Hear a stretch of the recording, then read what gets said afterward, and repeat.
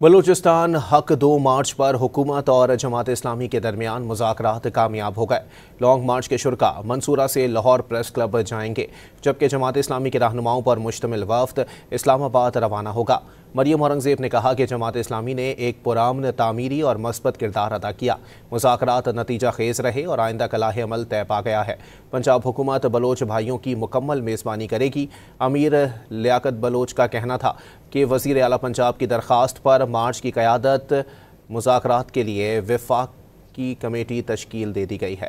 بلوچستان حق 2 مارچ پر حکومت اور جماعت اسلامی کے درمیان مذاکرات کامیاب ہو گئے۔